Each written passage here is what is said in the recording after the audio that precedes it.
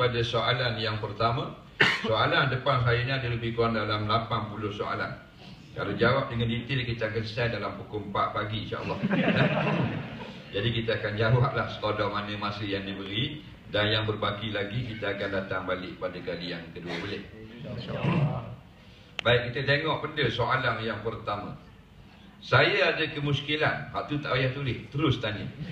Saya terlupa mandi wajib sebab tergesa-gesa nak pergi tempat kerja.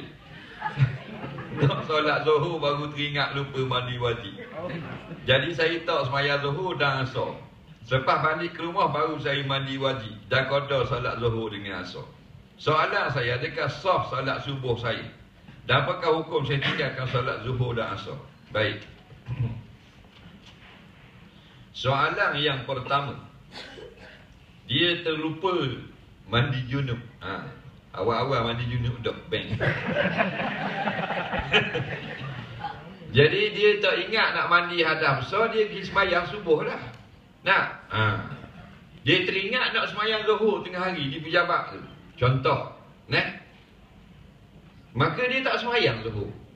Sebab dia kata belum mandi junub. Jadi soalan dia, adakah sah dia solat subuh tadi tak mandi junub? Dan betul tak tindakan dia, dia tidak sembahyang Zuhur dan Asar dan nak qada di rumah nanti? Untuk soalan kemuskilan yang pertama, solat subuh dia tidak sah.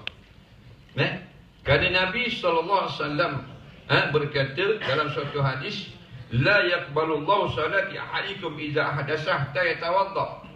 Tidak diterima atau tidak dikira sah berlaku ibadat semayang kamu walaupun satu semayang, sekiranya kamu berhadas sampailah kamu bersuci.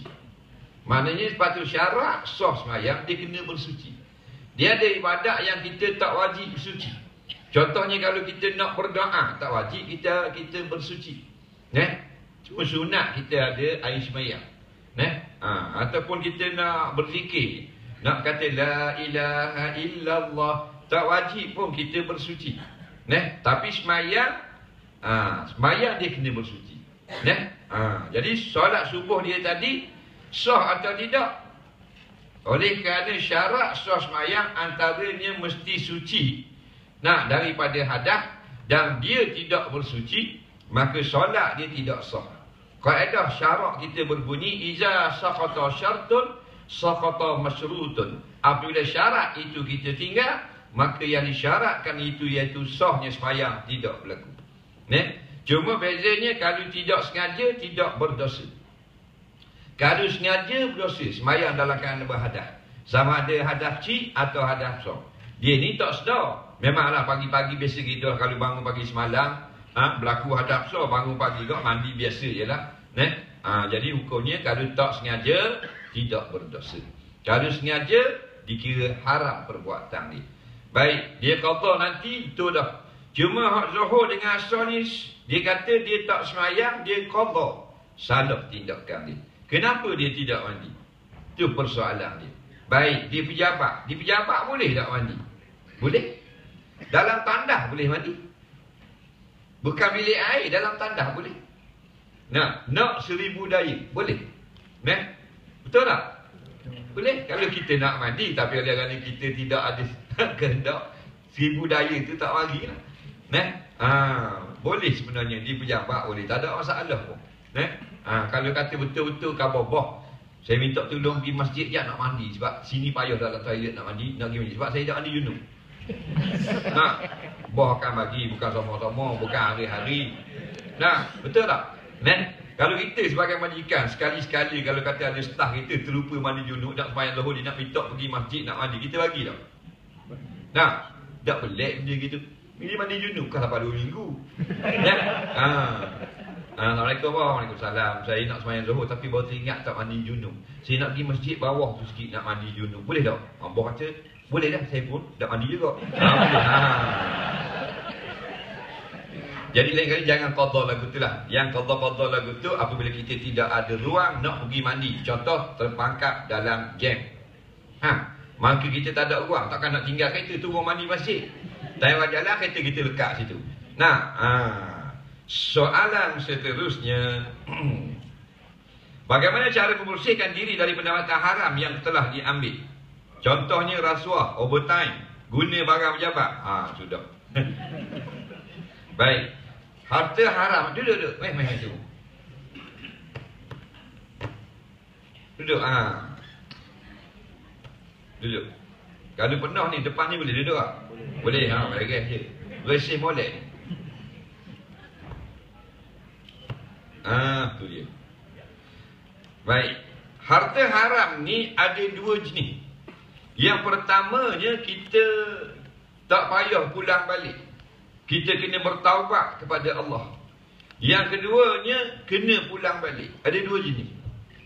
Yang jenis pulang balik ni, hak kalau kita ambil hak orang. Contohnya, kita curi duit kawan kita. Dia pergi bilik air, kita sapu RM50. Bola kocek kita. Jadi bila kita dah bertaubat, bila-bila mari insaf, RM50 tu wajib pulang balik. Atau dulu kita ambil hak jiran kita, buah pelang, suti dari balik raya, kita pun ambil suti buah pelang, gerang sangat. Lalu kita dengar orang mengajar mari insaf, nak bertaubat. Hak tu kena ganti semula. Kalau taubat saja tidak sah. Pasal harta orang. Nampak? Begitu juga curi, ropok, samun dan sebagainya. Ada satu lagi jenis haram yang tak payah pulang balik pada siapa-siapa. Contohnya tak terlibat dengan benda lain. Dia dulu boleh dapat duit sebab dia jual pay kuda. Contohnya. Benda tu haram. Sekarang dia menyesal dah. Nak pulang balik tak duit tu pada peminat-peminat pay kuda. Tak payah. Faham tak? Dia bertaubat kepada Allah. Jadi kalau jenis curi, tipu orang, kena pulang balik. Baik, kalau dalam kes ambil barang pejabat, kena pulang balik. Contohnya dia ambil photostat sebiji ataupun maknanya PC sebiji, ataupun apa motherboard ke apa ke, atau stapler hak pejabat dia guna di rumah dia. Sekarang dia nak bertaubat, stapler tu kena hantar balik ke pejabat. Nampak? Pasal dia hak orang. Kalau hak jenis pergi minum air lama kau mana pula? Orang pergi minum air pukul 10, 10.30 naik dalam pejabat. Dia pukul 2 mari pula. Tak lama je minum air. Macam kita buat dapur air. Lagu mana lagu tu? Hak jenis lagu tu, jenis bukan ambil duit pejabat. Cuma dia tidak menggunakan ruang waktu yang orang bayar gaji untuk dia tu, untuk dia membalas daripada tugas-tugas yang diupah ke atas dirinya. Caranya dia kena bertaubat kepada Allah dan banyak bersedekah. Jenis bersedekah. Mengkafarahkan dosa-dosa kita. Dia lagu tu. Kalau nak guna harta pejabat, ada satu cara halal. Boleh kita masuk pukul 6, pukul 5, pukul tengah hari boleh masuk lewat boleh, nak cuti hari-hari pun boleh. Dia ada kaedah dia. Nak ambil barang pejabat awak balik ke rumah pun boleh. Barang rumah nak pergi pejabat lagi lah boleh. Ada cara dia. Cara dia lagu mana? Pejabat tu kita yang punya. Baru boleh. Kalau hak orang punya, kalau ada hukum-hukum yang berkaitan dengan izin maknanya majikan, mesti minta halal. Nampak? Betullah kalau kita nak berhenti kerja, majikan ni dia walaupun bukan dia owner, tapi dia adalah wakil. Kita kena memohon maaf daripada majikan jika saya dalam waktu bekerja tersalah, terlebih, terkurang dan sebagainya. Benda ni satu kebaikan, tapi orang lupa kadang-kadang. Dan kalau rasuah macam mana pula? Rasuah kena pulang balik. Itu masalah sikit. Kena pulang balik. Duit tu tidak halal. Kena hantar balik ke orang. Masuk. Soalan seterusnya. Saya sudah 3 tahun putus cinta dengan seorang gadis Cina. Kami berkawan 5 tahun. Kemudian putus di tengah jalan. Selepas putus saya banyak mendekatkan diri. Kerana saya percaya dengan qada dan qadar adalah darinya. Tapi hati masih mencintai dan merindukan gadis Cina tersebut. Banyak istikharah saya buat. Bayangan saya dapat adalah untuk bersama, kerana itu adalah ujian. Untuk bersabar. Bagaimana caranya saya dapat tukarkan perasaan ini supaya saya merindui Allah pula. Saya bersalah punya perasaan sebegini kepada seorang insan yang lebih daripada pencipta saya. Baik, masalah ni. Dia mencintai seorang gadis, tak kira gadis Cina, gadis India ke gadis Maldives ke pandai lah. Atau macam lelaki perempuan mencintai seorang laki-laki dan tak jadi berkahwin. Putus di tengah jalan. Nampak? Kemudian dia sedar ini adalah ujian Allah. Jadi masalahnya hatinya masih rasa mencintai perempuan tersebut. Jadi dia nak supaya rasa cinta, kasih atau rindu kepada manusia itu hilang. Dia nak cintanya kepada Allah. Ini yang terbaik. Baik, kita tengok jawapan dia. Mencintai seseorang tidak salah apabila tujuannya diharukan syarak. Dalam Islam ni dia tak haram kita mencintai seorang perempuan kerana kita nak ambil dia sebagai seorang isteri, tak apa. Atau seorang perempuan dia mencintai seorang laki-laki kerana dia bercita-cita untuk menjadikan suami dia. Itu tak salah. Yang salah couple ni. Itu tak boleh. Cinta ni dia bukan couple, perasaan suka. Yang lebih daripada kebiasaan. Adapun cinta sesama makhluk, maka semua orang boleh, tak ada masalah. Kasih sayang sesama makhluk, sekalipun binatang, benda tu dibenarkan syarak. Baik. Bila kita bercinta, kita senang pada seseorang, sebab itulah kita kena ingat kita ini bukan ada kuasa veto. Allah lah segala-galanya. Masya Allah bukana wa ma lam yasha' lam yakun. Allah nak berlaku, Allah tak nak, tak akan berlaku. Sekalipun kita berpakat nak menjayakannya, kalau Allah tak nak, tak akan berlaku. Bukan dalam bab percintaan saja, dalam bab perkahwinan, bertunang dan sebagainya. Semua bab, kalau Allah izin, baru berlaku. Ni Allah izin kita boleh duduk sini petang ni. Kalau Allah tak izin, tak boleh. Nampak? Jadi dalam percintaan, putus. Tak kira putus di tengah jalan, di tepi jalan, di seberang sana jalan. Semuanya adalah qada dan qadar. Tak putus pun qada dan qadar, putus pun qada dan qadar. Kita makhluk. Sebab tu bila kita faham konsep ni, semua kita terima. Yang baik alhamdulillah, yang kita tak suka bersabar. Jadi comel seorang insan yang sempurna. Tapi bila kita tak faham konsep ni, Allah lah segala-galanya. Bila benda yang baik, hebat aku tengok orang bos. Tak nampak Allah Ta'ala. Bila gagal, nak bunuh diri, nak telang racun rupuk, nak terjun bawah 3 tekad. Jadi tak usah kata mung bercinta. Orang yang sudah bertunang ada tak putus? Ada tak? Ada. Allah tak usah bertunang, orang kahwin dah ada cerah.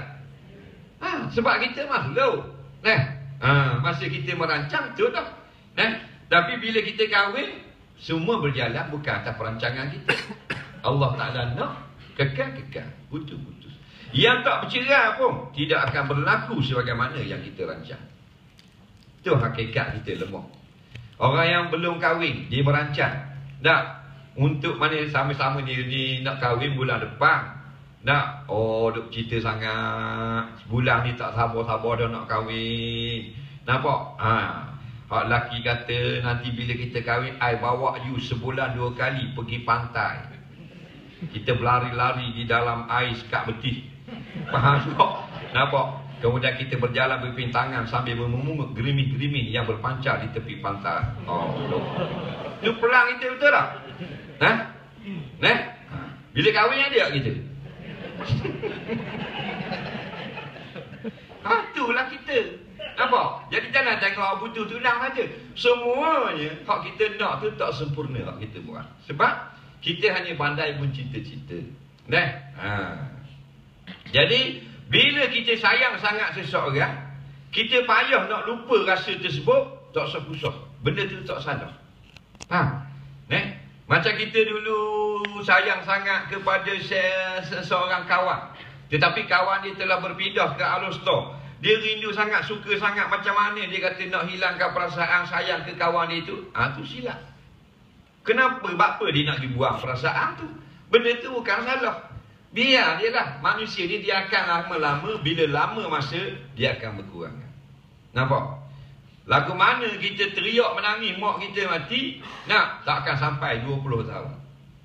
Masuk tahun yang kedua, sudah hilang diingatan ibu kita sendiri. Ini kita juga. Jadi, jangan kita bertujuan nak melupakan orang. Jangan. Orang yang macam mana sekalipun, tak payah kita nak lupakan dia. Dia mari dalam ingatan kita, tak ada masalah.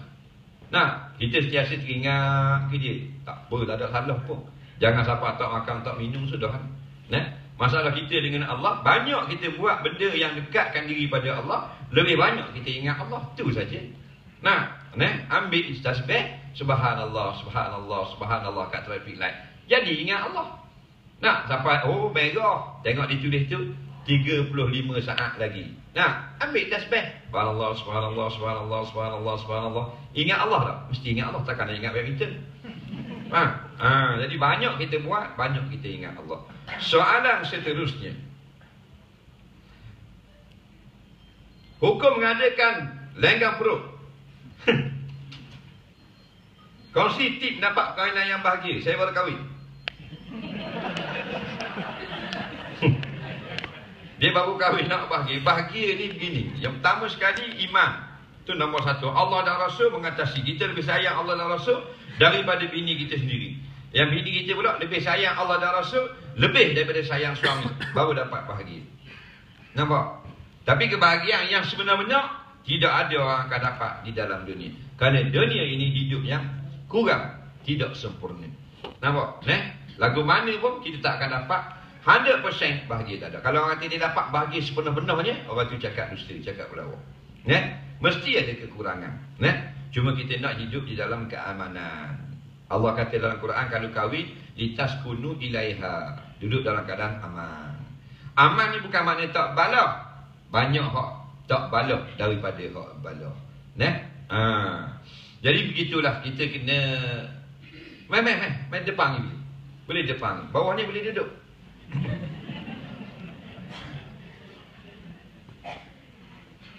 Kita ada pasangan kita isteri. Dia isteri kita suami dia. Yang tak kenanya kita nak isteri kita ikut semua hak kita nak. Dan isteri kita nak semua benda yang dia nak. Nampak? Kalau gitu tak bahagia. Dan saya kata dalam bab perkahwinan, semua bab. Kalau ada partner, kita kena ingat, ni manusia kita. Partner kita manusia, macam kita juga. Kalau kita main kita nak dia punya permainan macam kita, tak boleh. Dia mesti ada silap tau. Hal ni pula dia nak kita perfect macam dia, tak boleh. Tak boleh. Jadi bahagia bukan malah sama, begitu. Kita ingat bila kita kahwin, ni seorang perempuan. Dia manusia, dia ada hati. Bila hati dia sama dengan hati kita, tak sama. Dah yang kata sama, tu sajak, sehati sejiwa. Faham? Hak berlaku legur, tak ada berlaku gitu. Sayang lagu mana pun dia akan konan kau sikit-sikit. Jadi jangan ada lebih daripada benda yang tidak baik di dalam perkahwinan. Itulah kebahagiaan yang sebenarnya. Yang tidak bahagia ni lebih baik, banyak benda yang tak baik daripada hak baik. Kena kontrol lagu tu. Siapa dia kata sayang sungguh-sungguh suami, ada perempuan. Sungguh-sungguh sayang. Kalau sungguh-sungguh sayang 24 jam senyum. Ada bini kita 24 jam senyum? Tak ada. Dia senyum 28 bulan, hari kita boleh ganti. Tahu tak? 23 bulan muka masalah. Janganlah macam tu. 28 kita hantar WhatsApp. Ya, dah masuk gaji. Tunggu kat pintu pagar. Kita nak balik, siap parking. Kau nak? Tahu tak? Ada tak hari-hari dia senyum kat kita? Ada tak? Ada tak hari dia tak senyum? Tanya pada ada tak hari bini kita tak senyum? Ada tak? Ada. Ada tak hari kita bagi duit dia tak senyum? Ada tak? Tak ada. Dia senyum. Siap cium lagi. Kalau kita bagi duit, bukan cium kita, cium duit. Hukum lenggang perut. Lenggang perut. Lenggang perut sampai perut baby. Mengandung lenggang perut, panggil tok bidang, ambil buahnya, golek atas perut. Kalau nya tu jatuh belah matahari naik, anak lelaki. Kalau nya tu muncul dia belah matahari jatuh, anak puan. Kalau sama tengah muncung barat dengan timur, buatkan lagi golek. 3 kali golek sama juga, gay. Ni semua yang senang sekali, bodoh lah senang. Nampak tak? Orang suruh buat benda lain, suruh baca Quran, suruh berdoa, suruh solat hajat, berselawat semua. Tangan mak ni pegang perut ni, duduk saja selawat Nabi. Dan berdoa. Tu yang terbaik. Ada pula lagi golek buah nyor atau perut. Mujur kan dulu-dulu tu dia letak buah nyor. Dia buat permulaan kalau dia letak mana apa benda ni giabok lori balik awal kita. Nampak tak? Tubi anak situ dia gitu. Jadi benda-benda Melayu ni kalau benda hak tak betul banyak nak meniru. Tu tak payah buat dah. Hak dulu-dulu tu karuk je. Soalan seterusnya. Bagaimana pendapatan saya sebagai majikan kalau saya merungut terhadap kerja yang diberi walaupun akhirnya saya buat juga?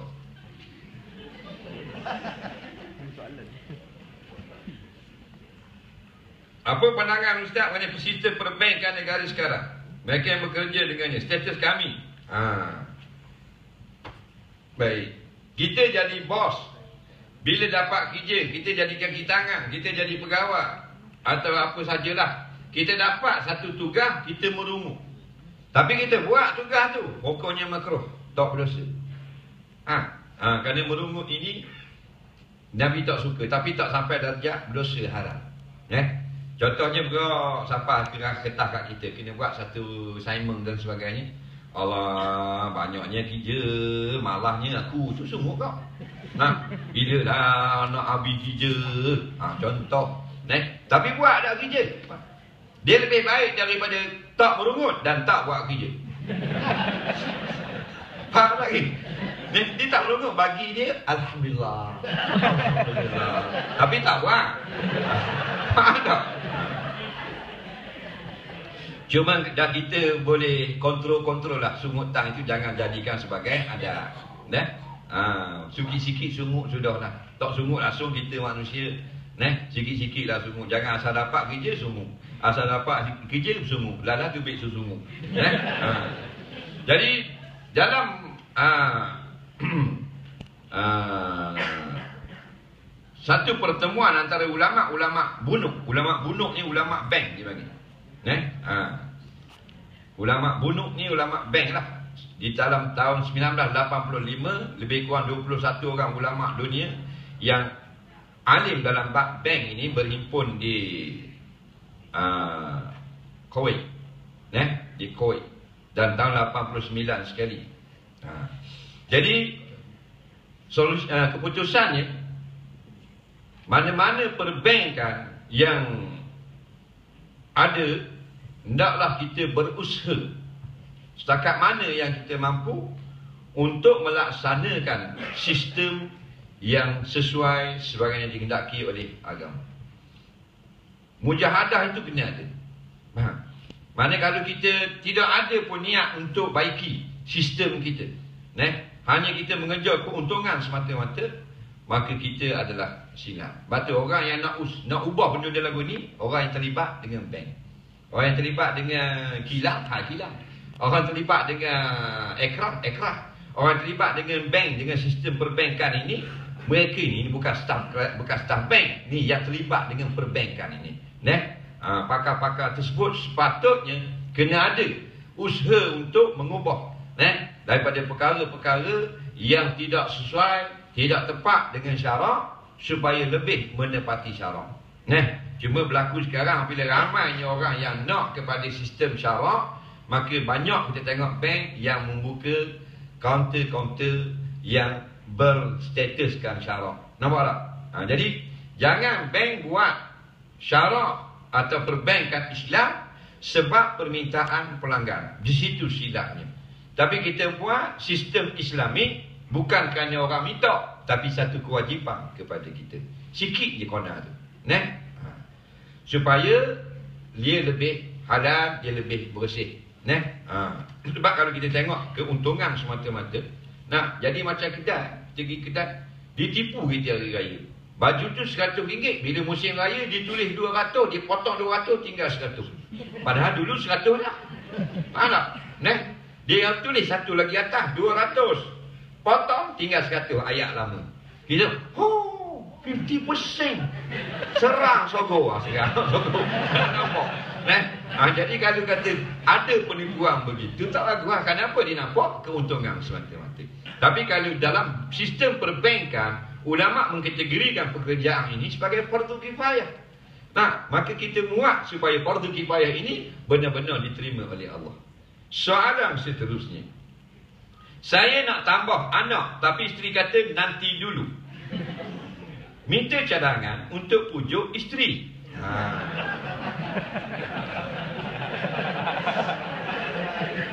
Baik, dia nak macam mana? Boleh duduk kat atas tangga ni? Meh, turun. Orang lelaki meh. Boleh duduk kat tangga meh. Meh depan ni. Depan ni boleh masuk CD. Boleh. Meh turun bawah tak apa. Jauh sangat ke meh. Jadi suami nak tambah anak, isteri kata nanti dulu. Jadi nanti dulu tu guanya malang karang ke ataupun lambat lagi? Tak. Jadi biasanya lambat lagi lah. Dengar molek-molek. Tujuan perkahwinan yang nombor 1 sekali yang Nabi bangga sangat, anak. Sebab tu Nabi kata, inkahul waluda fa inni mukasirun bikumul umam yaumal qiyamah atau kama qala. Kahwinlah dengan perempuan-perempuan yang suka beranak atau laju beranaknya atau beranak ramai. Itu ulama tafsir. Kerana aku sangat bangga menjadi Nabi yang paling ramai umat di hari kiamat. Nampak? Jadi ramai anak ini sunat, bukan wajib. Lebih ramai, lebih banyak pahala. Jadi hukumnya, bila suami nak isteri itu beranak, wajib isteri itu kena taat. Melainkan jika ada hal-hal yang dibenarkan syarak. Nampak? Kalau hal yang dibenarkan syarak, boleh seperti cuba menjarangkan anak jika diizinkan Allah. Cakap-cakap mudah, rancang keluarga. Rancang keluarga dalam Islam hukumnya makruh tapi tidak haram. Faham tak makruh? Kalau buat juga rancang keluarga tidak dosa tapi tidak digalakkan. Kerana Nabi nak lebih ramai. Cuma yang kata tidak haram ni merancang keluarga dengan cara yang tidak memudaratkan isteri. Kalau mudarat kesihatan dia, haram rancang keluarga. Kalau kerak terus rahim, peranakan dan sebagainya, berdosa besar dan sebagainya. Kalau merancang keluarga kerana takut tak ada cukup ekonomi nak beri rezeki pada anak-anak, syirik, batal akidah dia. Jadi rancang keluarga tak, biarlah kena dengan hukum syarak. Jangan kerana takut anak kita lapar dan sebagainya. Kerana yang beri makan anak kita Allah Ta'ala, bukan Allah anak kita seorang dia beri makan. Dalam hutang macam-macam jenis dayuk, Amazon tak Amazon, Allah Ta'ala belaka tanggung. Betul tak? Anak kengga tu Allah yang jaga makan dia. Bukan anak kita seorang. Dalam ke mana kita nak jarang anak, isteri tu kena beri sebab yang menasabah. Barulah tadi kewajipan taat tidak berlaku. Kalau tidak ada apa-apa sebab, isteri tadi berdosa kerana tidak mahu beranak. Faham? Ada sebab bang, ada sebab tak boleh beranak dah. Mana? Doktor khabar ni surat. Tak berdosa. Ada sebab bang, sebab antaranya hak popular, rapat sangat.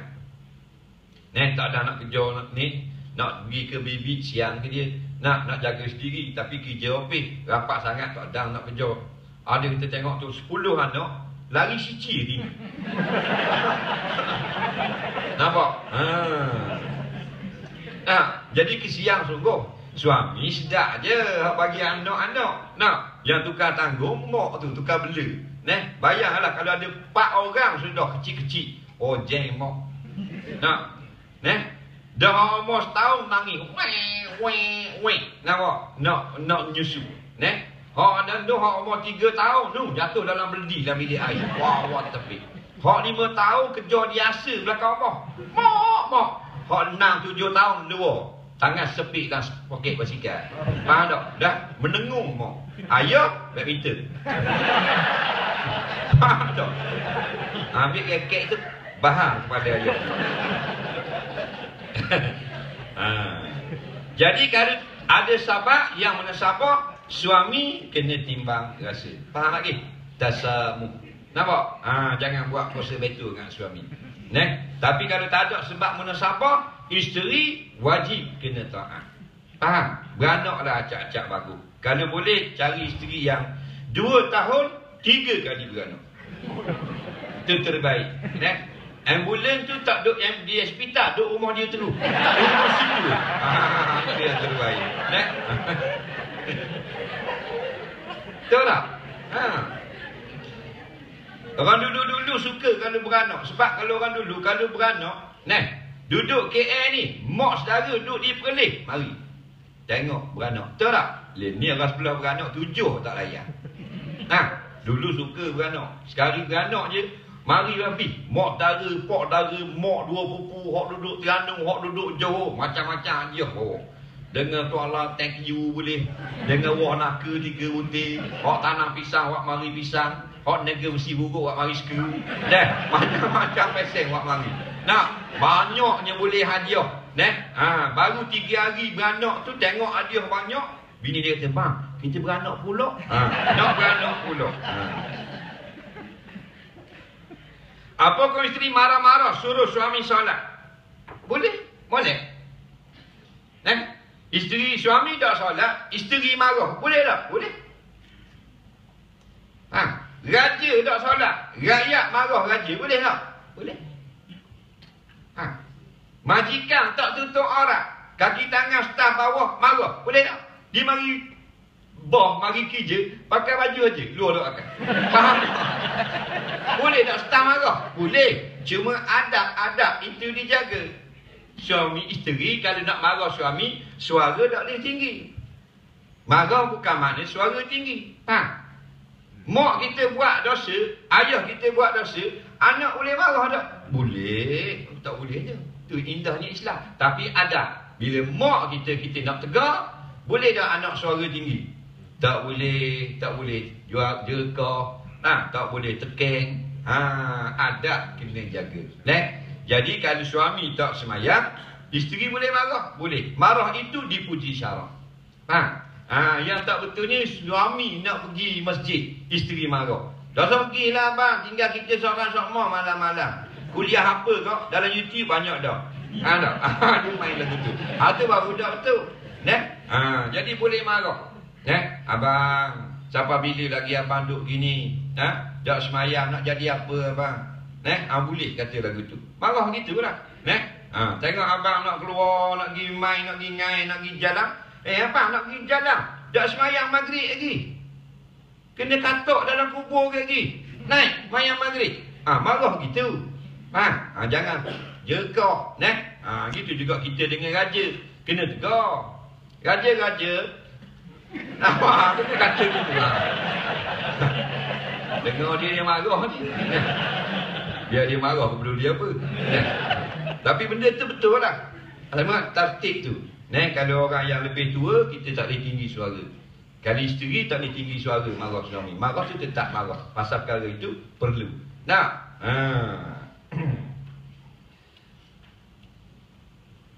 Bapa suruh anak bercerai untuk kepentingan bapa. Jawabnya jangan ikut. Sebab rumah tangga ni macam masjid. Ayah ni ikut kepentingan dia kadang-kadang nak suruh cerai lah. Benda ni masalah.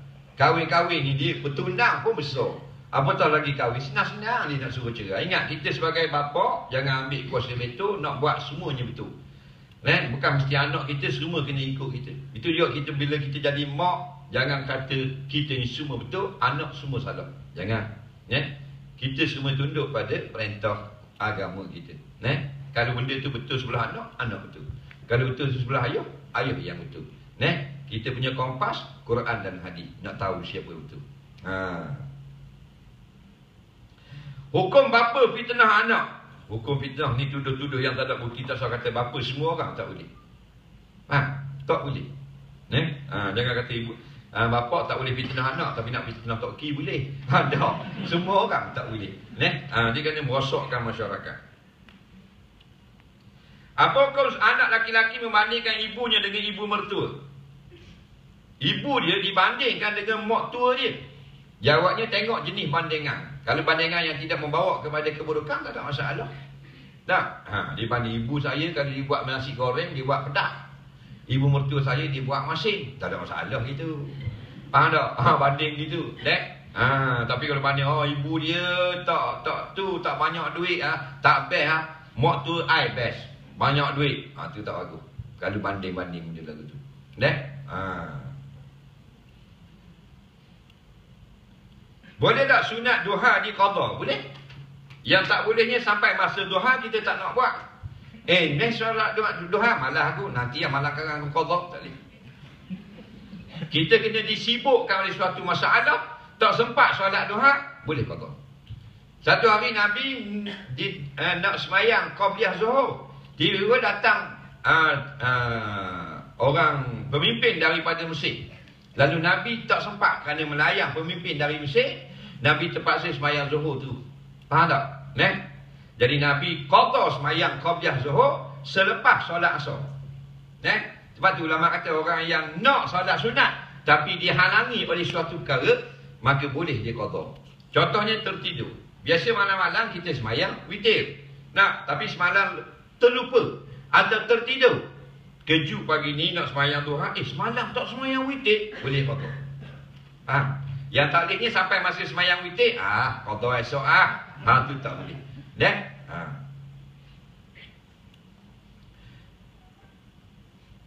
Hukum lewatkan solat zuhur hingga akhir waktu supaya dapat lakukan solat asar sekaligus. Perkara ini selalu dilakukan oleh kaum wanita. Ni cari balah belaka ni.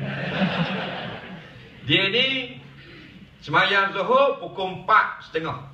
Kerana asar 4.35. Dah boleh. Assalamualaikum warahmatullahi. Allahu Akbar. Best. Allahu Akbar. Hukumnya haram. Perbuatan ini haram. Mereka orang semayang jamak, orang musafir. Alladzina yuakhiruna salatihim. Orang-orang yang mereka itu, kata ulama, yuakhirun, melambatkan solat. Setakat mana lambat? Separuh waktu boleh. Lebih pada separuh makruh. Hujung waktu haram. Contoh kalau zuhur itu ada 3 jam waktunya, maka jam yang pertama afdal. Sampai 1 jam setengah baru solat zuhur harus. Lepas 1 jam setengah ke atas, contoh pukul 3.45, pukul 4 baru nak main zuhur, makruh tapi tak berdosa lagi. Hujung-hujung dah supaya dapat buat 2. Tak boleh. Melainkan dalam mazhab Malik untuk orang-orang sakit. Untuk orang sakit.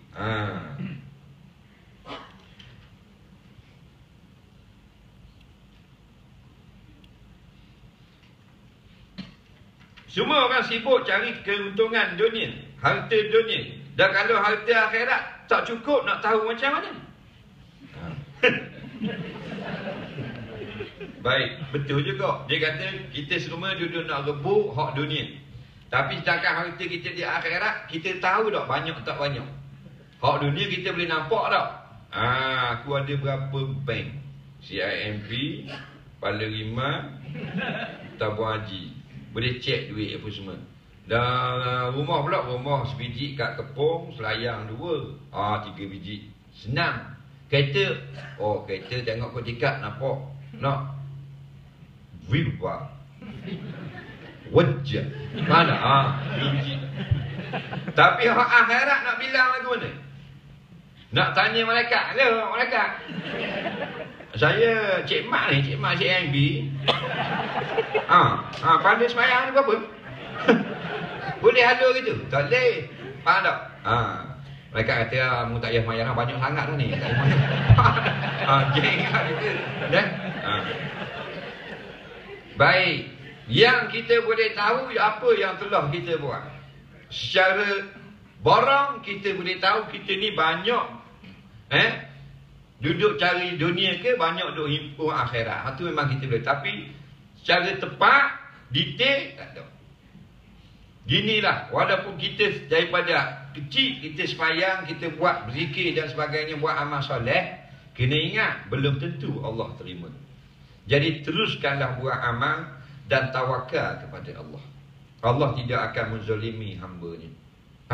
Tak usah duk susah kita nak bilang amal kita banyak tak banyak. Teruskan beramal dan biar dia bertambah baik. Today must be better than yesterday. Faham tak? Kita upgrade semua dalam bab amal ibadat. Kalau gitu Allah sayang kita. Pak kita nak bilang betul tak boleh. Tak ada orang nak cover kita. Betul kalau kita tak nak sembahyang, tak nak tinggal sembahyang. Betul. Tapi kita tahu dah hak mana yang Allah terima. Mungkin Allah terima semua. Mungkin semua pun Allah tak terima. Haji, kita ingat 2 kali pergi haji, umrah sunat sekali. 3 kali pergi Mekah. Adakah Allah terima semua? Tak. Jadi tawakal kepada Allah. Soalan seterusnya. Lebih kurang. Pakai jersey bola kelak memandu kereta yang berlogokan serupa salib. Baik. Kalau pakai lambang salib memang tak boleh. Sebab lambang salib ini untuk orang Kristian. Orang Kristian dia ada lambang salib. Dia pakailah baju lambang salib. Kita orang Islam, apa nak pakai lambang agama lain? Faham lagi? Macam raya juga. Kita orang Islam, kita takkan nak raya Christmas. Ada tak orang putih mereka buat Maulidur Rasul? Ada tak? Tak ada, pasal bukan hak agama dia. Faham? Cuma gini, nak tahu lambang itu salib ataupun bukan salib. Kalau lambang jersey Brazil tu confirm salib. Kerana ini telah dijelaskan oleh Lig Brazil itu sendiri, mereka mengambil salib sebagai lambang. Kita tak boleh nak nafi dah. Kelak dia sendiri mengaku dia adalah salib. Kalau kereta Alfa Romeo itu memang salib. Kalau kereta apa lagi kereta apa? Chevrolet bukan salib. Itu bukan salib. Itu adalah lambang Taibo. Lambang Taibo akhirnya jadi emblem.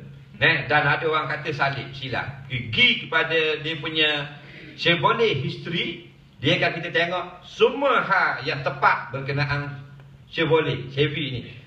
Siapa yang tubuhkan syarikat ni, bila berlakunya, kilang pertama di mana, kereta keluar banyak mana dah. Sampai kepada emblem tu, apa asal emblem ni? Dia akan keluar, emblem ini asal daripada lambang Taibo. Mana? Jadi lambang Taibo Chevrolet bukan salib. Setuju atau tak setuju, itu penerangan daripada syarikat dia. Jadi tengok-tengokkanlah. Tapi kalau Union Jack tu minta maaf lah. Hal tu memang salib. Tak boleh kita nafikan kalau dia akui oleh kerajaan United Kingdom itu sendiri. Faham tak? Union Jack salib. Dia ada warna biru, warna merah dan warna putih. Yang ramai orang pakai sekarang. Dekat kabel telefon pun ramai. Tolong tukar lah. Biar dah tak program saya pun. Program bendera Uganda pun apa. Faham tak? Jangan salib lah pasal dia salib ni untuk orang Kristian. Kita kena ra'i ke dia. Jadi kita duduk ambil agama dia, tepek-tepek kat telefon macam mesendakan dia pula. Untuk agama dia. Faham? Jadi hak lambang Union Jack tu memang salib. Tapi daripada 3 keturunan yang suci. Dia orang UK ni, daripada dulu England. Dia nak buatkan bendera tu, dia ambil daripada orang-orang keturunan suci. Jadi 3 ni salib Saint Andrew, Saint Peter, satu lagi Saint apa saya lupa. 3 saint ini daripada 3 keluarga besar, lambang salib masing-masing digabungkan lalu disetujui oleh Queen Victoria, lalu jadilah negara British sampai hari ini. Faham? Jadi asal 3 batang salib. Nak pakai tak mau pakai sudah. Kita hanya menerangkan. Mu nak pakai juga kita nak buat lagu mana? Sedangkan banyak lagi logo-logo negara yang bukan Islam yang tidak salah. Bolehkah baca Quran di smartphone tapi tak tutup aurat dan tidak berwudu? Dengar molek-molek. Baca Quran ini tak wajib ada wudu. Yang ada wajib ada wudu nak pegang Quran. Nak baca tak pegang gini tak ada masalah. Baik, masalah sekarang baca di smartphone. Dia baca di smartphone. Smartphone ni telefon cerdik dia bagi. Telefon tak ada. Maka kalau kita buka aplikasi dia, contohlah keluar Quran, maka ulama kata janganlah kita sentuh dengan jari ayat Quran tu. Ini ulama mutaakhirin.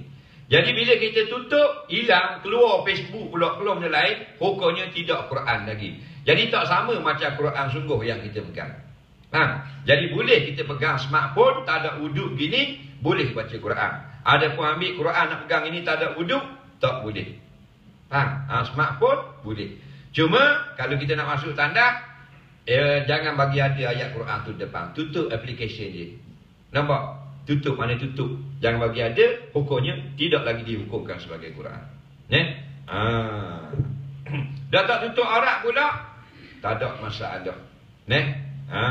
Yang wajib tutup aurat, sembahyang. Yang wajib tutup aurat, tawaf. Yang wajib tutup aurat, keluar di hadapan orang yang haram lihat. Dah boleh baca Quran pakai luar pendek je. Boleh, tak ada masalah. Takkan luar boleh baca Quran. Tak ada masalah. Ada. Dah hukumnya sunat kita tutup aurat. Faham? Ketika membaca Quran. Berzikir, gitu juga. Orang tanya ulama, haram tak kalau kita berzikir telanjang? Tak haram, makruh. Dia tanya pula, duduk rumah. Allah. Apa tak? Tak haram, tapi bengong lah baca tengok. Benda main gitu. Sebab bukan ada syarat kena tutup aurat baru nak baca Quran. Sunat kita tutup aurat.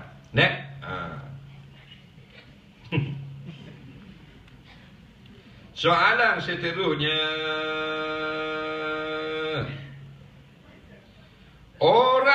solat orang yang qamah kemudian meninggal dunia. Baik, dia nak tahu solat orang yang qamah. Qamah ni dia hilang ingatan, tidur hilang ingatan, pengsan hilang ingatan, terlelap hilang ingatan, mati hilang ingatan. Baik, hilang ingatan ini banyak jenis. Yang menyebab yang wajib sembahyang ialah sebab tidur saja. Kalau pitam tak wajib. Kalau pengsan tak wajib. Kalau koma lagi tak wajib. Dengar adik-adik baru faham. Yang paling ringan sekali tidur. Lepas pada tidur berat sikit dia panggil pitam.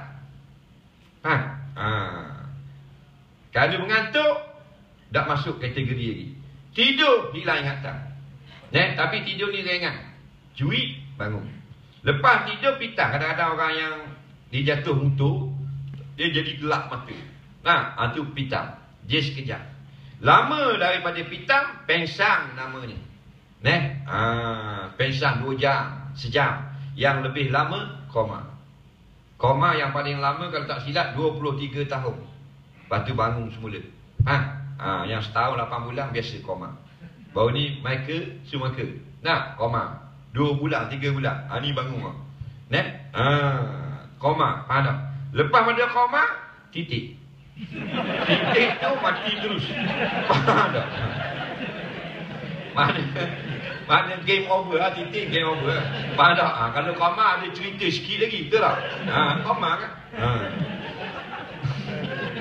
Jadi orang yang pengsan, orang yang pitam, orang yang koma sampai habis waktu sembahyang tak kena qada. Kerana mereka tidak mukallaf pada ketika itu. Hanya orang tidur saja mukallaf. Jadi orang yang terbangun dari tidur, dia tidur daripada katakan dia tertidur pukul 7 maghrib, belum maghrib, pukul 7 petang, dia bangun habis waktu maghrib, wajib qada. Faham? Wajib qada maghrib. Tapi kalau dia pitam, tak wajib qada maghrib. Kalau dia pengsan, tak wajib qada maghrib. Kerana dia sudah tidak ada ingatan pada masa itu. Jadi kes orang ni dia kata dia qama, dalam masa dia qama dia tinggal 40 hari sembahyang, tak wajib qada. 40 hari puasa, tak wajib qada. Kerana qama, pengsan tidak mukallaf di sisi syarak. Soalan seterusnya, apa pandangan UAI mengenai ISIS? Setakat ini kita jangan lagi menghukum mujahidin di Iraq dengan sekadar melihat klip-klip yang ada dalam YouTube.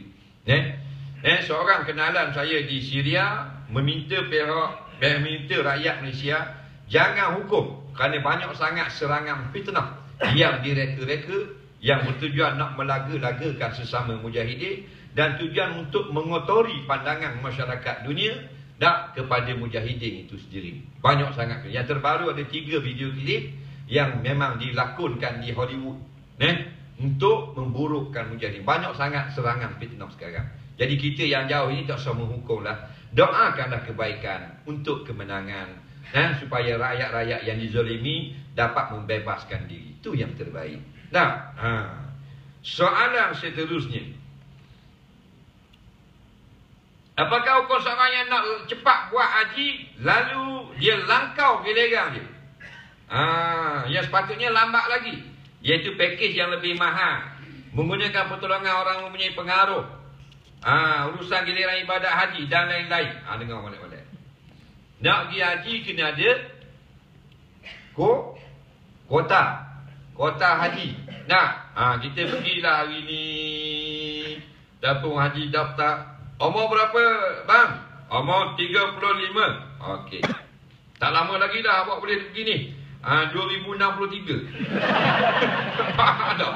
Betul. 2063. Saya punya kota 2042. Saya punya kota 2042. Nah, 2042 bukan kita pergi korok pergi. Korok tulang saja. Tangan yang gerak. Jadi nakal lah pakai kota gitu. Baik. Jadi ulama-ulama kata kalau kita tidak memotong hak orang lain dibolehkan. Kota itu sebenarnya tak ada giliran sebenarnya. Hanyalah giliran atas kertas saja.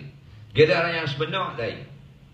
Yang tak boleh, yang haramnya, kita minta supaya kabel besar ni potong nama orang yang boleh pergi supaya kita pergi. Tak boleh. Faham lagi?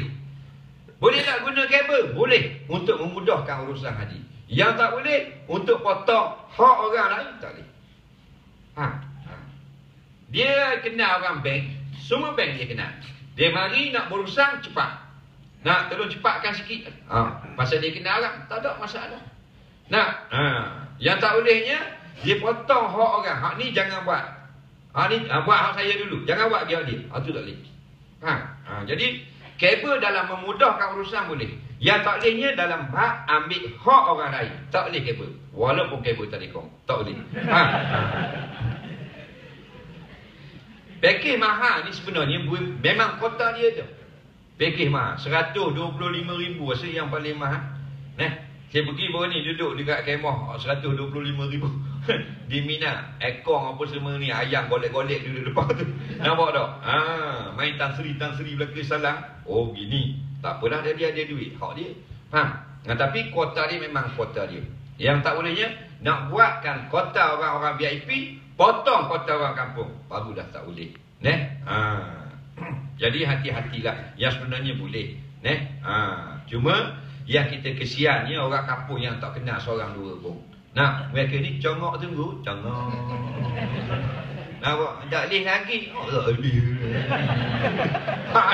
Kat 80 dah umur. Tak boleh lagi. Jadi kita harap pihak tabung haji dapat takdim. Dulukan yang Bromo ni dulu. Dulukan yang Bromo. Siang dia. Tua-tua. Soalan seterusnya. Kita berhenti pukul apa? 6:30. Ya? Pukul 7 insya-Allah. Tak habis kita sambung semula.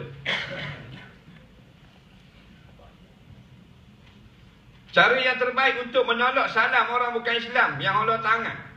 Terutama sekali bos atau orang atasan. Cara yang terbaik ialah kita menerangkan sebab apa kita menolak. Maka orang-orang luar disuka sangat menerima adab-adab yang kita beritahu kepada dia. Yang tak kenanya kita sembunyikan. Bila kita sembunyikan sesuatu daripada seseorang, itu sebenarnya orang tidak akan hormat kepada kita. Kita kabur terang-terang. Tak ada orang dalam dunia ini dia tak suka orang berterus terang. Betul tak? Jadi kita bersembunyi. Tak kabur-kebah. Kabur-kebah. Maaf bos, saya lelaki-lelaki, bos perempuan. Jadi saya dalam agama Islam tak boleh bersalah laki-laki perempuan. Oh like that. Thank you. Dia call, ni staff nombor ni naik pangkat. Nampak tak? Pasal bagus berterus terang. Betul tak? Jadi kita tu dah tidak urut agama jadi lembek kita. Betul terang, tak ada salah, tak ada agama yang marah. Tanyalah orang Buddha, orang Hindu apa semua, dia marah tak kita. Kalau kita kabutan terang, kita tak boleh salang dengan dia. Dia kata, kenapa awak hina kami tak boleh salang? Tak, bukan awak saja. Tok Imam saya tak boleh salang. Sebab dia berlainan jantina. Ulama saya pun, hak hebat, saya perempuan. Ni ulama Islam, kami tak boleh salang. Sama je macam awak. Dia akan boleh terima. Sebab dia orang salah faham. Dia ingatkan kita tak salang je, kita memperkecilkan dia. Kita tak beri penerangan yang betul.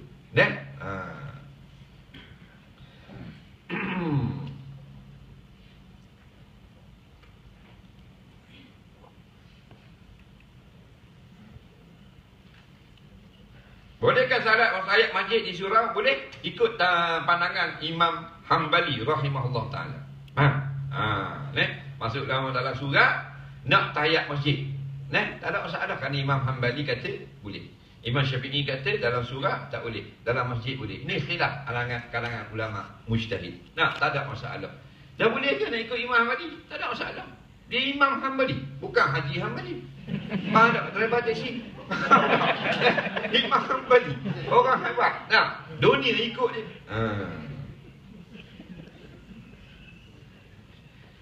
Kalau khutbah sudah dibaca jemaah, mana boleh? Dengar khutbah terus atau solat tahiyat masjid? Solat tahiyat masjid boleh. Dalil Nabi sedang berkhutbah, seorang laki-laki masuk, terus duduk. Nabi kata, sudah solat, bangun solat. Nabi berhenti, cut off dia punya khutbah untuk tegur laki-laki tersebut. Jadi batul ulama kata haram mengerjakan semua jenis solat bila khutbah sudah dibaca melainkan solat tahiyat masjid. Soalan seterusnya, sunat tasbih, adakah ia sunnah Nabi SAW? Ya. Yang jadi masalah khilafnya kerana hadis itu tidak kuat pada sebelah pihak dan kuat pada sebelah pihak. Maka jadi perselisihan di kalangan imam-imam mujtahid. Sebahagian imam menganggap ia adalah sunat kerana hadisnya itu adalah kuat, dan mengikut sanad, mengikut pihak yang satu lagi sanadnya tidak kuat, mereka tidak mengiktiraf akan sunat tasbih tersebut. Jadi perkara ini khilafiyah. Jangan kita balak. Nak amal silakan. Tak buat amal sudah. Yang wajib 5 waktu sembahyang. Soalan seterusnya, hukum isyak rokok elektronik sama dengan rokok tak elektronik. Bolehkah kita belanja duit gaji kita 1,000 sebulan untuk beli kucing?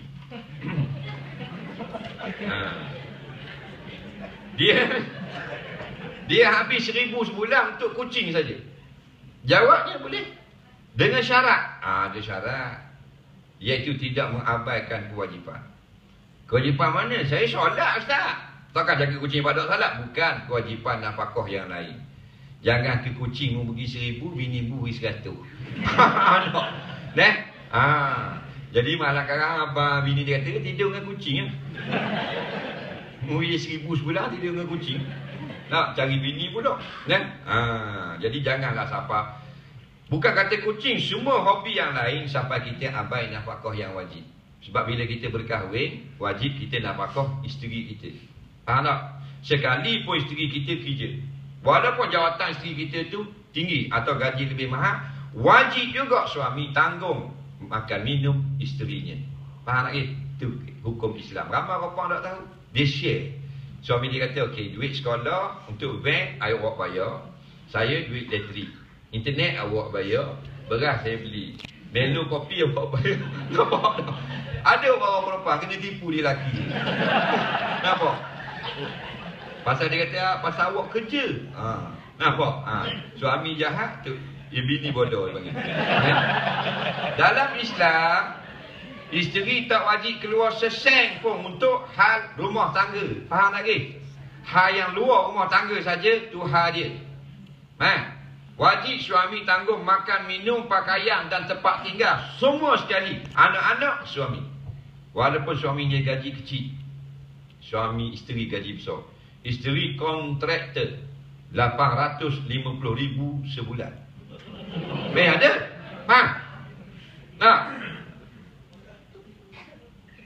Isteri dia, suami 850. konduktor. Faham tak? Tetap wajib. Kena tanggung juga. Cuma sunat isteri kaya kata ulama, nak bantu suaminya. Betul, perempuan tak wajib keluar sesek. Bini kita tak perlu witi. Semua tanggung mereka. Dia rasa bang, beli gelap. Bang, beli tangan sogok jangan lupa. Belilah kita ni order.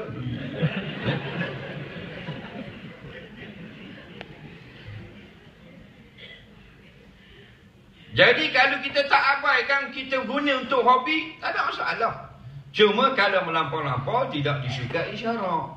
Faham? Hobi macam-macam. Ada orang suka main RC control tu, kapal terbang tu. Nak main kapal terbang. Tua dah main kapal terbang. Faham tak? Ada main wah, ada main gasing, ada suka main chess, ada dengan main bowling, ada main cokok. Tak? Tak apa, jangan berjudi sudah. Tu hobi masing-masing. Jaga salat, time kuliah, pergi kuliah. Ada suka dia hias kereta. Kereta, hias kereta kan. Buat aksesori. Ada kereta Wira. Bubuh spoiler belakang. Ada duit lagi tambah 2 pula spoiler. Mana boleh tak buku tengah. Tu hak dia. Tapi jangan sampai mudah bayar zakat. Jangan sampai hak anak sekolah mu tak keluar duit untuk beli beg sekolah dia. Tu sudah bodoh namanya. Jadi kalau dia tak abai benda kewajipan yang lain, tak ada sadar dia ada duit. Faham tak? Ambo sampai 1000 sebulan. Dah ramai kucing. 1000 ekor. RM1 je sebulan. Faham tak? Saya ada kat kucing cakap je. Sebulan sekali mandi. RM60 mandi. Nampak mandi saja. Nak sampai ke sebulan 24 bulan tu habis dah bulu-bulu ni. Dah masuk dalam hutang, dalam pokok lah apa, buah bulu penuh ni. Buah bulu. Dia senang atau kedai Cina mandi RM60. 3 hari lepas mandi boleh senyum. Masuk seminggu tak boleh dah bawa air lokang. Dari kerja Cina masuk air lokang.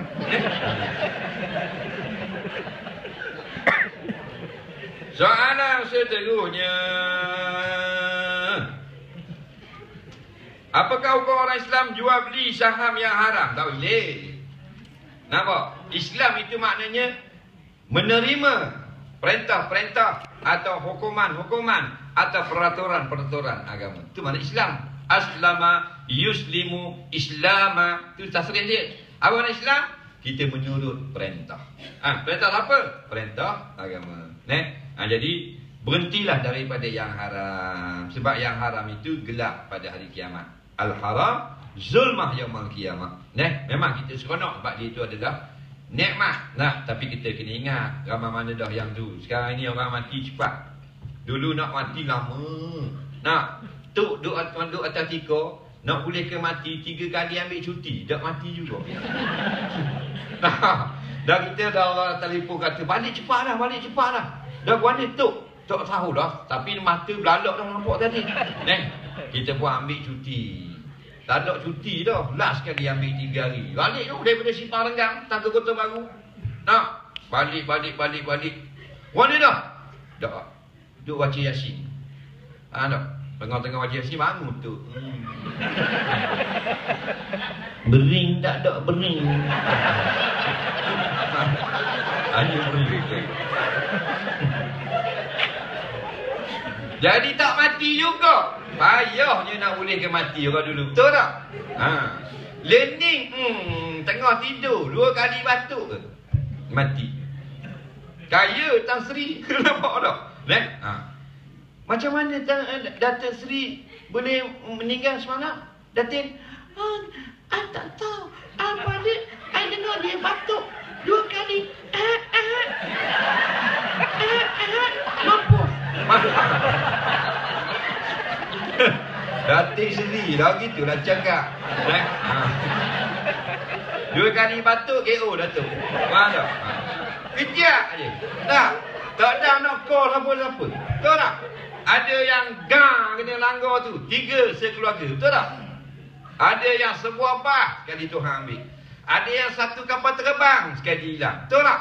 Senyap-senyap. Dalam umur muda, ada umur 19, ada 3 bulan, ada umur 20. Ada yang tengah naik saham dia. Ada bisnes sedang menjadi. Ada baru menjadi kontraktor yang berjaya. Satu kapal terbang senyap. Nah, jadi hak arang-arang tu tinggal-tinggal lah. Kita Nabi dengan Rasul je tak buat dosa. Kita ni banyak buat salah. Nah, cuma Allah tak heran kita buat salah. Yang Allah heran, kenapa bila kita buat salah, kita tak mahu mengaku salah dan berundur semula. Nah, itu yang pelik. Soalan terusnya, kita ada masa 19 minit 13 saat saja lagi.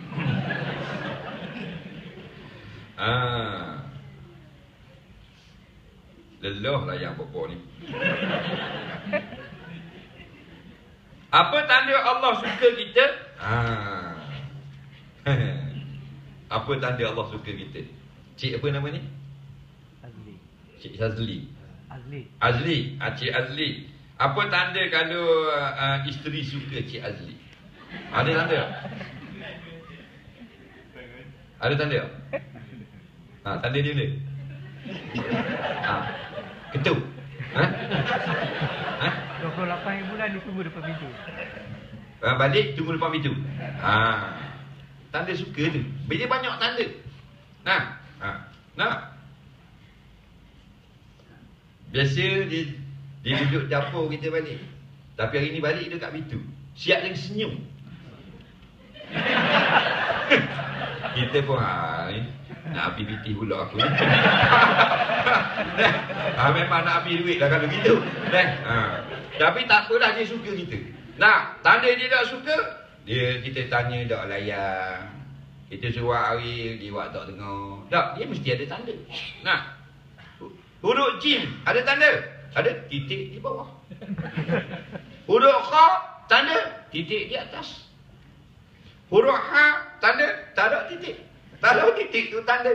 Nah, tanda Allah sayang kita, Allah beri izin kepada kita untuk masih hidup lagi sekarang. Faham tak?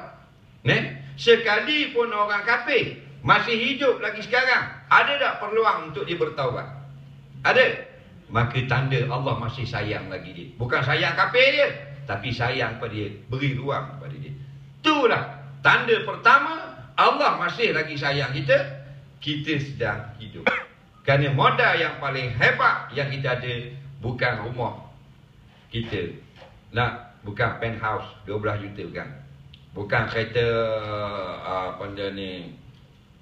Ferrari kita. Bukan kerana kita ada duit 400 juta dalam bank. Orang yang paling kaya masih ada nyawa di kandung badan. Sebab yang sudah mati boleh sebut subhanallah. Tak boleh. Ni baru ni sultan mana mati? Raja mana baru ni mati ni? Perak. Dia boleh mari tak ke masjid pas dia mati? Tak boleh dah. Walaupun dia seorang raja tak boleh dah. Kita boleh lagi. Nak derma boleh, nak sedekah boleh. Malam ni nak pergi ke rumah anak yatim, nak bagi 10 riyal boleh. Nak belanja kawan kita minum kopi sekali malam ni, cap kuih-tiaw boleh. Banyak benda kita boleh buat. Nak baca Quran malam ni 2 lah, boleh. Nak selawat malam ni belum tidur 3 kali, boleh. Semua boleh. Itu tanda Allah masih sayang kita. Jadi yang keduanya, kita ni lebih mudah kalau buat benda-benda yang baik. Lebih mudah kalau buat benda-benda yang baik. Sebab sayang-sayang ini rahmat. Rahmatnya nikmat lain. Nikmat musuh Allah dia bagi. Tokai judi, kasino, makan kenyang pun semua. Itu nikmat, bukan rahmat. Rahmat kasih sayang. Antaranya kita boleh hadir majlis agama. Ini satu tanda kasih sayang Allah. Kalau Allah benci kita, dia tak benar kita buat benda-benda yang baik.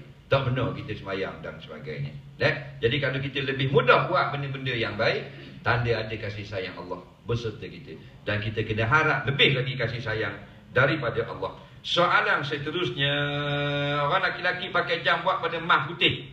Dengar molek, emas putih adalah emas. Tak boleh pakai laki-laki. Faham? Kalau platinum boleh. Kerana platinum dicampur dengan nikel. Emas putih campur dengan emas merah. Hukumnya tak boleh. Yang kita nak khabar, Tak, jangan kita rasa bila kita pakai mah merah tu rasa hebat dah. Jangan. Pasal benda tu haram. Nabi angkat mah. Nabi angkat sutera. Nabi kata hadza haram li zukuri ummati wa halalun ala inasihim. Ini dua perkara haram atas umatku laki-laki dan halal atas yang perempuan. Kita taat perintah.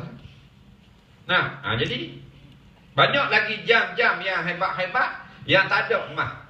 Betul tak? Banyak. Graham, Hablo, Kongkor. Banyak lagi. Patik Bili. Patik Bili tak mahal. Dalam 600,000 je satu. Betul tak? Yang canggih-canggih jam. Bell and Rose. Ada yang steel saja ada. Rolex pun ada yang stainless steel. Ada Rolex, tapi Rolex tu dia jam medium, bukan jam mahal, medium je. Yang mahal-mahal tu kelak-kelak Kongkok apa semua. Tapi tak mesti dia. Ada model emas, ada model tidak emas. Jadi tukar tak masalah. Jam mahal ni boleh tukar. Kan dia ada surat beranak. Hukum simpan gambar janin dalam album. Adakah gambarnya scan itu adalah aurat wanita? Jawabnya, ia bukan aurat. Gambar janin bukan aurat. Gambar X-ray bukan aurat. Cuma yang half X-ray. Sekarang ni dia ada separuh X-ray, separuh image. Itu tak boleh. Yang ni yang berlaku kontroversi di beberapa airport di Europe. Dia guna X-ray tapi bukan X-ray betul, X-ray separuh. X-ray separuh ni dia tak nampak tulang, dia nampak outline kita punya barang. Api nampak. Ropang nampak bulat sini dua titik jeng kita. Tu ropang okey lagi. Kalau lelaki jeng. Jeng keke balik awal. Kalau kita tak boleh.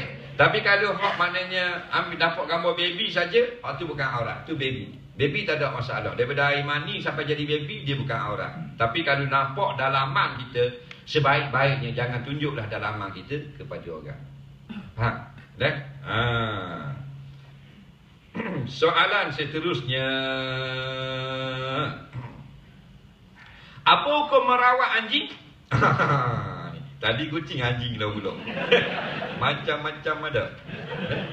Tentang soalan kau. Boleh tak rawat anjing? Anjing tu accident, contoh. Atau anjing tu batuk. Batuk, kita boleh buat batuk. Atau anjing tu macam-macam lah, sakit, demam kuning ke apa ke. Boleh tak rawat anjing? Baik. Jawabnya, boleh. Ramai orang Melayu selalu faham. Dia kata tak boleh rawat anjing. Nampak? Dia ambil mana tak tahu. Dan yang kata haram, haram bela anjing dalam rumah. Haram bela anjing suka-suka. Haram makan anjing buat singgang pedas. Itu baru haram. Nabi kata siapa yang bela anjing saja-saja je, maka hilanglah pahalanya sehari sebesar bukit. Tapi nak bela anjing mesti ada sebab, baru syarak benar. Contoh, untuk jaga tanaman, kebun dia besar, orang curi buah duku dia, letak anjing situ seekor. Tak, jema siapa, tak ada masalah. Atau dia tanam kangkung. Di Terengganu tu ada tepi batas tanam kangkung. Kangkung ni yang suka makan sawi, dia mari. Ke makan sawi tu ni. Faham tak? Cuma nak bosok je. Faham tak? Habis 2 batah, 3 batah. Jadi caranya letak anjing. Tak mari ke. Dibolehkan hukum syarak. Atau bela ternak biri-biri, lembu, kambing, kuda untuk bawa ramah lah. Jangan 2 ekor. Boleh. Kerana dia pandai kepung. Atau untuk jaga gudak dan sebagainya. Boleh. Dan kalau rumah kita dimasuki pencuri, pecah rumah dan sebagainya, boleh. Boleh. Tapi tak letak depan rumah, ulama kata. Kerana tempat orang mari, letak di belakang rumah. Dan jangan menghalang orang untuk mendekati rumah kita. Bila letak depan, jadi syiar orang kafir. Rumah orang kafir, padahal orang Islam. Letak di belakang. Sebab ada kelebihan dia. Nak anjing yang kita beli di sekolah. Di Johor ada anjing, ada sekolah anjing. Yang masuk sekolah tu kita beli, yang keluar dah dalam 4,500 ekor. Bagus situ. Dia memang anjing tu cerdik. Hotak sekolah bodoh. Ni cerdik. Sebab kalau kita bayar jaga 700 pula. Bang tak? Pukul 12 okey lagi. Pukul 1. Tak. Dengan jaga-jaga curi. Tapi kalau anjing yang dilatih hak sekolah, Dia tidur tapi tidur anjing. Nampak tidur? Bunyi orang. Bau tu memang jatuh pokok. Memang kuat macam rimau bunyi. Tak, jadi tu baru boleh. Jadi merawat anjing kena langgar boleh. Cuma ingatlah tersentuh najis pintu begini, ingat. Basuh 7 kali.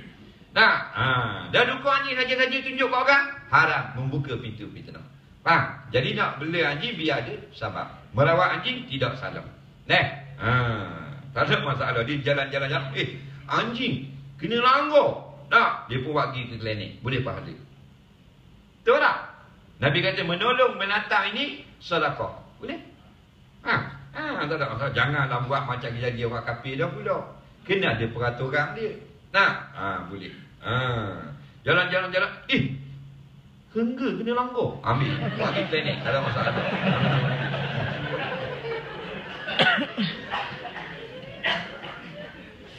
Aurat antara menantu perempuan dengan bapa mertua tiri dan juga sebaliknya. Hukum memandukan kucing. Kucing pula. Tadi anjing.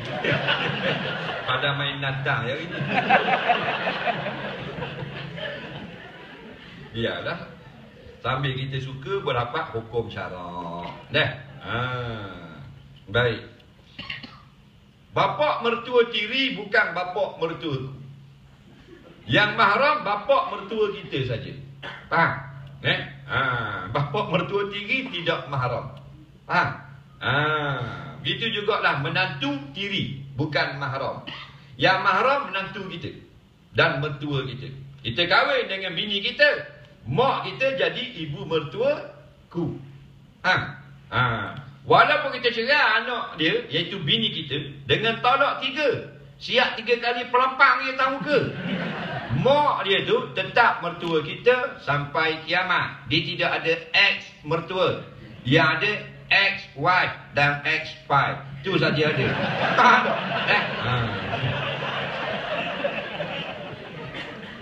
Lagi. Mertua dia tak ada. Walaupun kita bercerai dah dengan anak dia, tak batal semayang sampai kiamat. Faham lagi? Tak boleh kahwin sampai kiamat. Itulah mertua kita seadanya. Banyak kita silap. Bila kita cerai, kita tak melawat dah mertua kita. Betul tak? Bila kita cerai, kita tak tegar dah. Bila dulu masa kita kahwin anak dia, kita beri sebulan kain batik Islam. Dan ni dah cerai, tak beri dasung. Ini silap peraturan. Mujur kita mari dengar hari ni. Sebab kita tak kahwin dengan mak dia. Faham? Yang kita kahwin dengan anak. Siapa yang kita kahwin, dia seorang saja kita boleh cerai. Anak kita, kita kahwin tak dengan anak kita?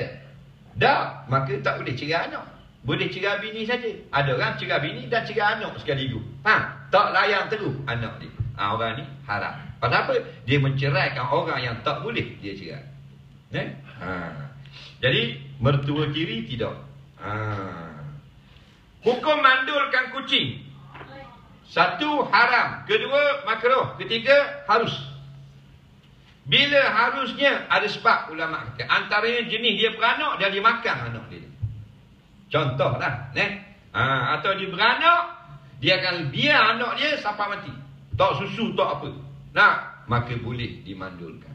Atau boleh menjadi wabak dengan banyaknya kucing, maka boleh dipatuakan memandulkan kucing. Itu hukumnya harus. Makruh pasal apa makruh? Biarlah tak suami beranak lah, tak suka lah kalau dia ada anak, makruh mandulkan dia. Bukan sebab dia bunuh anak, tak suka kucing tu ada anak. Sebab apa tak suka? Mu bukan mak dia. Mu manusia, dia kucing. Dia masuk campur kucing. Dia gitu. Yang ketiga, haram. Haram ni apa? Saja-saja je, tak ada tujuan apa-apa. Duduk saja, mari kita pergi jalan cari kucing buat mandu. Jalan-jalan kakak tak mandu orang. Itu haram. Agak-agak faham lah contoh tu.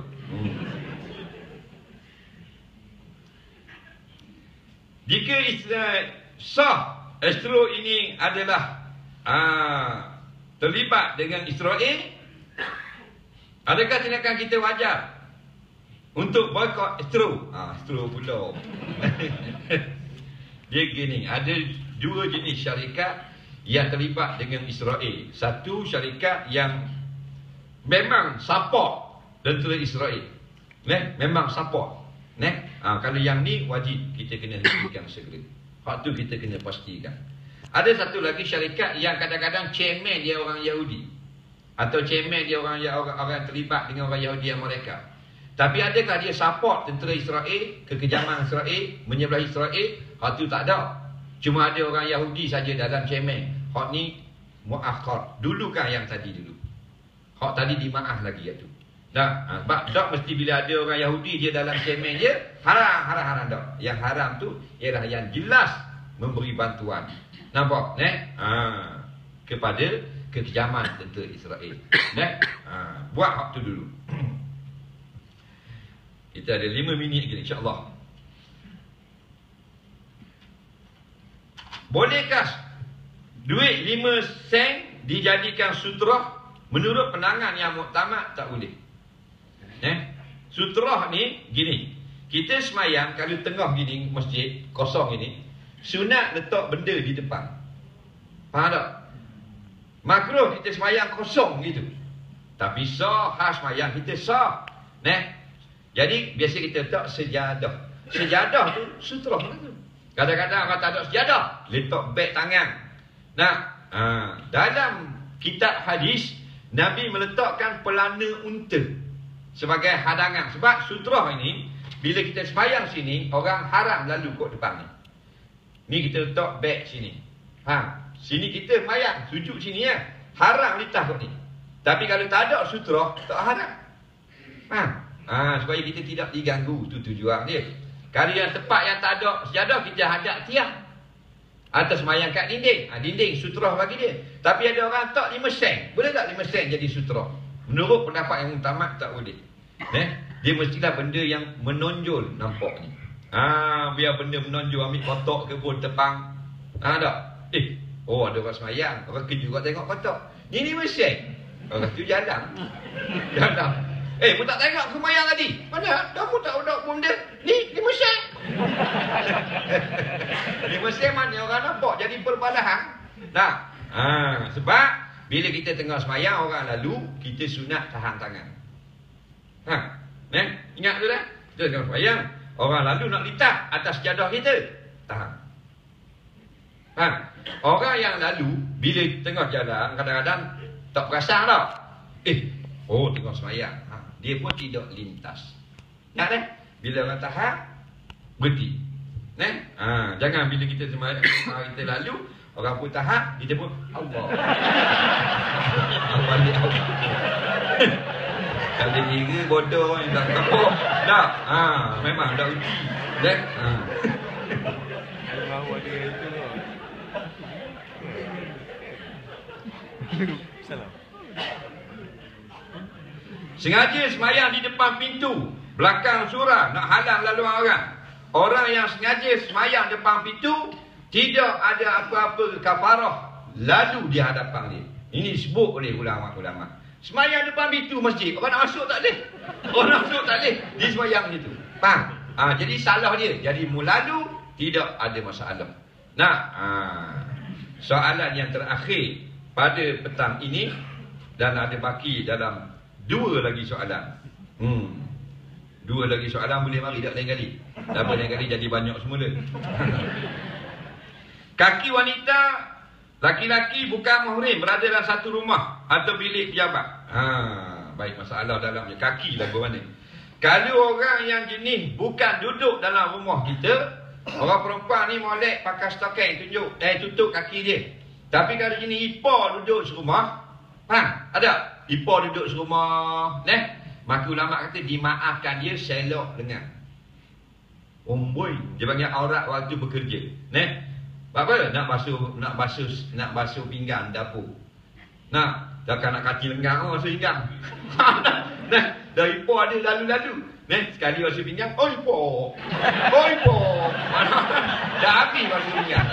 Jadi ulama kata dibolehkan sisi lengan gini, jangan pakai tiok lengan gini. Dan dimaaf tidak pakai stokeng kerana diberi kemudahan, kerana jenis duduk serumah. Dan kalau tutup juga, alhamdulillah. Faham? Tapi kita bukan masalah tu ni gaduh dengan hipo boleh melek. Kemang atuk kata aja. Boleh ada. Banyak dah ni.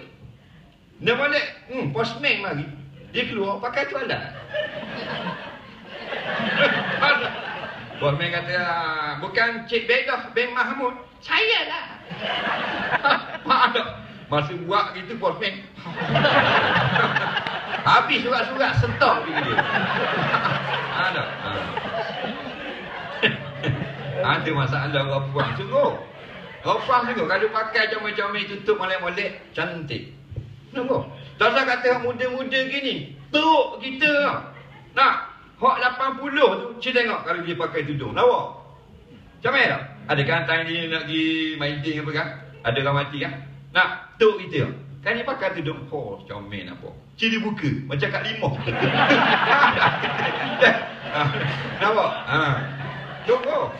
Aurat-aurat ni, jagalah. Jaga aurat. Betul? Jangan. Pasal dia mudah sangat. Perempuan lebih-lebih lagi lah. Tak usah pakai dah ketat-ketat seksi-seksi sangat. Tak payah. Sebab awak memang dah seksi. Dah seksi sendiri. Kita beli kereta Proton Saga. Siapa rumah kita 3 bulan tunggu. Bayar 39,000 bawah. Tengok Proton Saga, tengok. Tak puas hati. Pergi dia Sunway. Beli buat stiker. Stempel tulis Proton Saga. 2 kali kawan tu dah letak emblem dah depan belakang. Depan Proton, belakang Proton. Lepas tu ada opsi lagi Proton. Sini ada Saga lagi. Dah FLS lagi tulis. Tak puas hati tulis pula di bonet Saga. Tu penyakit tu. Penyakit dah apa molek otak dia. Tak. Ada tak orang beli BMW, lepas tu ambil stiker BMW, bubuh di pintu. Tak payah lah tu BMW lah. Tu penyakit tu. Dah mau Proton Saga dah. Apa gitu tak pula Proton Saga. Awak memang Proton Saga. Bodoh lagi dia tulis, ini Proton Saga. Jadi orang puan ni dia dengan lelaki mana seksi? Orang lelaki ke seksi orang puan? Orang perempuan tak? Awak dicipta oleh Allah memang seksi. Pakai baju pun seksi, tak pakai baju pun seksi. Orang lelaki seksa. Nampak tak? Dah jenis gitu. Jadi orang puan dah mu seksi dah, tak payah buat dah seksi. Faham lagi? Dah Proton Saga dah, tak payah tulis. Ada dah tulis di kilang. Jadi awak buat macam mana? Orang perempuan jenis seksi dah. Daripada hujung rambut sampai hujung kaki. Body dia Lamborghini dah. Bila kita beli Lamborghini aja dah orang tukar ring. Dia beli Lamborghini Sutik Aventador 2.6 million. Lepas tu pergi ke Sunway. Dia tertukar set mirror buat kacil. Lepas tu exhaust bubur exhaust apa benda ni Vios. Faham tak? Saya tak kenal dia punya benda ni. Depan dia punya signal lah. Lamborghini tak lawa. Tuan dia kata, bubur ni boleh tak? Bubur apa benda ni klise punya. Bengong kata. Cina kami kata ni tuan punya Aventador. Dia ada itu minum ketong. Mabuk ketong lah tu. Faham tak? Jadi orang puang ni hujung rambut hujung kaki Lamborghini dah. Faham? Ray depan seksi, signal seksi, lampu seksi, bonet seksi, cermin seksi, side mirror seksi, steering seksi, honk lagi lah seksi. Betul tak? Dah susah apa nak seksi lagi, mu seksi dah. Lagi? Tak payah sambung. Mu seksi dah. Orang lelaki ni dia tak seksi, dia tak Ferrari, dia kenari. Buat lagu-lagu mana pun tak lawa. Orang perempuan ni pakai baju Melayu, pakai kain pelakak, pakai sokok. Seksi juga orang tengok. Tapi kalau tu imam pakai baju kebaya, balik awal. Geng, termutuh orang tengok. Jadi tak payah. Nak seksi di rumah. Tu cara baru suami kita tak jalan jauh. Baru suami kita tidak keluar rumah. Ada tak masalah perempuan suami keluar rumah? Ada tak? Malam-malam kita lepak tengah malam. Tak? Senang je. Tak mau dia tengok bola apa semua. RM5 modal. Inilah pula kita tutup kedai. Kalau perempuan ada masalah, suami suka keluar rumah malam-malam, 2-3 jam, tinggal kita seorang, rumah dah lipatkan tudung. Nak? RM5 modal. Nak tak? Nak apa tak? RM5. Pergi Sogo beli stokeng. Sepasang saja. Bang, time suami nak keluar, pakai stokeng saja. Memang suami muntah keluar. Bukan payah kan? Pasal awak sesi dah. Pukul 10 kaki suami kita ambil beg raket badminton apa semua masuk dalam beg, kerak ambil bola. Kita laki aku nak keluar, kita pun buang kain, buang keluar apa semua, pakai tokeng saja. Akhir dia beli songgoh dia.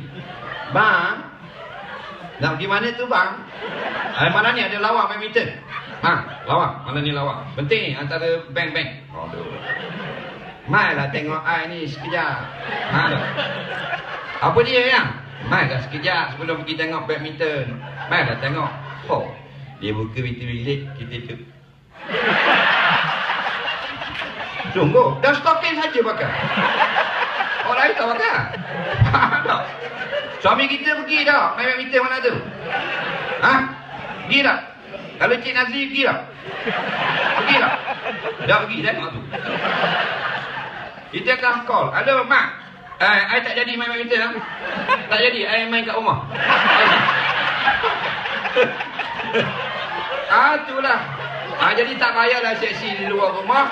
Awak telah tersedia, Allah cipta sangat hebat. Tak? Yang bentuknya memang seksi, maka tunjukkanlah kepada suami-suami awak yang tercinta. Wallahualam, mudah-mudahan Allah berkati pertemuan ini. Tak banyak pun sekelumit kita buat balik sebagai hukum syarak untuk masa hadapan kita. InsyaAllah kalau diberi kebenaran kita akan datang pada kali yang lain. Bismillahirrahmanirrahim. Allahumma fa'na ma'alam tanah wa alimna mimma yanfa'una. Rabbana zidna ilma, Rabbana atina fid dunya hasanah fil akhirati hasanah wa qina adzabannar. Sallallahu sayyidina Muhammadin wa ala alihi wa sahbihi wasallam. Walhamdulillahirabbil alamin. Assalamualaikum warahmatullahi